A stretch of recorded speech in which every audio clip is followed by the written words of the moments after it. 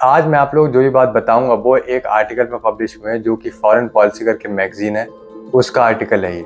इसका मैं link description में दे दूंगा, आप पढ़ना चाहें तो जाके पढ़ सकते हैं। अप्रैल 2023 में इंडिया ने चाइना को पीछे छोड़कर सबसे ज्यादा आबादी वाले देश का खिताब अपने नाम कर लिया। आबादी में तो हम आगे निकल गए, लेकिन क्या हम चाइना को एक पावरफुल नेशन बन के पछाड़ पाएंगे? चाइना को ही हमें काउंटर करना है और जो भी चीजें हो रही हैं हमारे साथ, जितने भी देश आ रहे हैं साथ में, वो सारे चाइना के ही लिए आ रहे हैं। तो क्या चाइना को इंडिया पीछे छोड़ पाएगा और एक सुपर पावर बन पाएगा, या फिर इंडिया ऐसे ही धीरे धीरे ग्रो करता रहेगा? तो इसी के ऊपर बात करेंगे। इस आर्टिकल में जो भी पब्लिश हुआ है उसी को कंसाइज फॉर्म में मैं आप लोगों को बताने वाला हूँ। पॉजिटिव आबादी के क्षेत्र में वो ये है कि चाइना की पॉपुलेशन ऑलमोस्ट 2050 या 2100 तक आधी हो जाने वाली है, और चाइना का जो बर्थ रेट है वो भी इंडिया से इस टाइम आधा है। इंडिया की जो ग्रोथ रेट है वो भी इस टाइम चाइना से ज़्यादा है। पिछले क्वार्टर में इंडिया जो है वो 6% की ग्रोथ रेट लेके आया था, और वहीं चाइना पिछले क्वार्टर में 4.1% की ग्रोथ रेट से आगे बढ़ा था।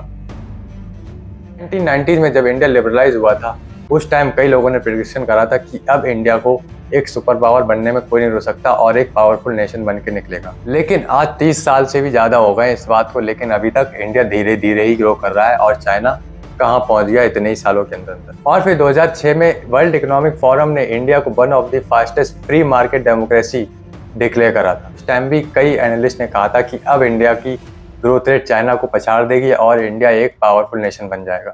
उस टाइम के ट्रेड मिनिस्टर कमलनाथ जी ने भी कहा था कि बहुत जल्द इंडिया जो है चाइना को पीछे छोड़ देगा और एक पावरफुल नेशन बन के उभरेगा।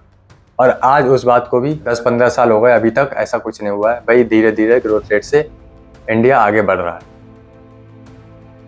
ऐसा नहीं है कि इंडिया ग्रो नहीं करा है, इंडिया ने ग्रो करा है।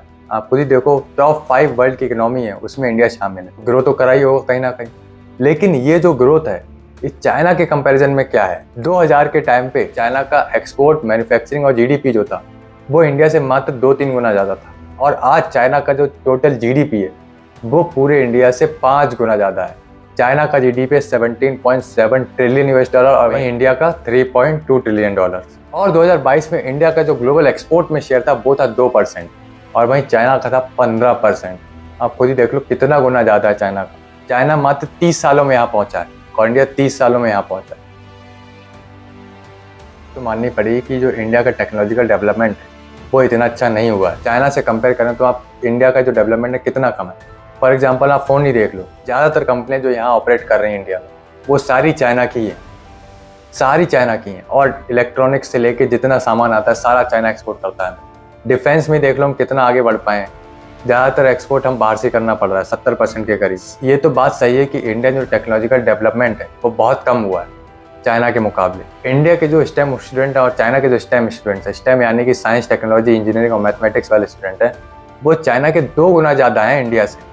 तब भी वहाँ पे अनएम्प्लॉयमेंट नहीं है, और इंडिया के चाइना के कंपैरिजन में इतने कम है, फिर भी यहाँ पे इतना ज़्यादा एम्प्लॉयमेंट है इन्हीं स्टूडेंट्स का। रिसर्च और डेवलपमेंट में अपने जीडीपी का खर्च करता है वो है 0.7%, और वहीं चाइना जो है वो अपने जीडीपी का 2% खर्च करता है, यानी इंडिया से 2 गुना ज़्यादा। ऐसे कैसे टेक्नोलॉजिकल डेवलपमेंट होगा? दुनिया की 20 सबसे बड़ी जो टेक कंपनीज हैं उसमें 4 रेवेन्यू के बेसिस पे चाइना की हैं, और इंडिया की इसमें मात्र 0। चाइना दुनिया का 50% से भी ज़्यादा 5G का इंफ्रास्ट्रक्चर प्रोड्यूस करता है, और वहीं इंडिया 1%। नई ट्रेंडिंग चीज़ जो अभी भी शुरू हुई है, बहुत ज़्यादा चर्चा में है, AI। चाइना और यूएसए ही इसमें टक्कर में दिख रहे हैं।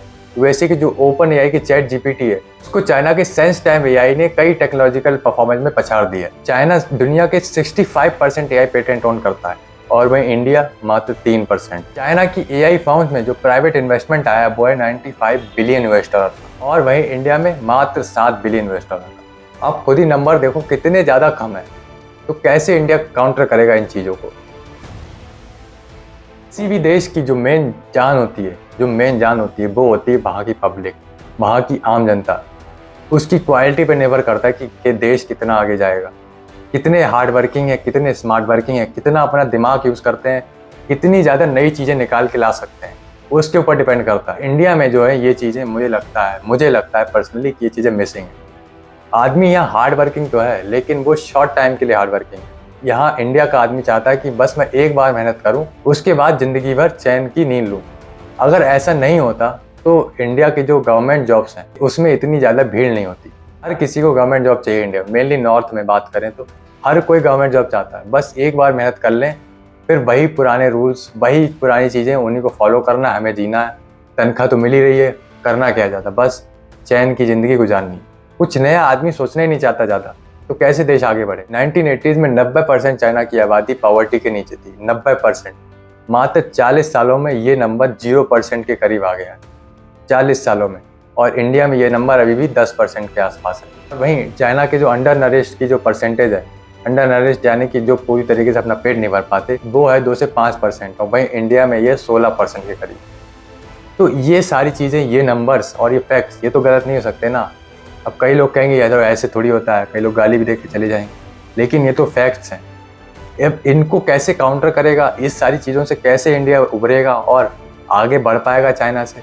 चाइना ने ये सब मात्र 40 सालों के अंदर करा है। इंडिया को भी ऑलमोस्ट 10 साल कम कर दें, तब भी इतना पीछे कैसे रह गया लिबरलाइज होने के बाद। कहीं ना कहीं फॉल्ट तो रहा होगा गवर्नमेंट का भी, हमारा भी। गवर्नमेंट ने सपोर्ट नहीं करा हुआ, पॉलिसी ऐसी नहीं बनाएंगी, तो इस बार ऐसा क्या करेगी कि जो प्रेडिक्शंस पहले हुए हैं वो गलत साबित हो गए, इस बार जो प्रेडिक्शंस हो रहे हैं ये गलत साबित नहीं हो। ऐसी कौन सी चीज़ें कर रही है इस बार गवर्नमेंट, ये पता नहीं। दिख तो रहा है कि चीज़ें इस बार कुछ अलग सी हो रही हैं, चेंजेस भी दिख रहे हैं। कितने ज़्यादा सक्सेस होगा ये तो टाइम ही बताएगा। क्या इस बार प्रेडिक्शन सही होंगे या फिर गलत। आप लोग क्या लगता है, कमेंट बताइए। और अगर आपकी वीडियो अच्छी लगी तो वीडियो को लाइक करिए और चैनल को सब्सक्राइब करिए। Thank you for watching this video. जय हिंद।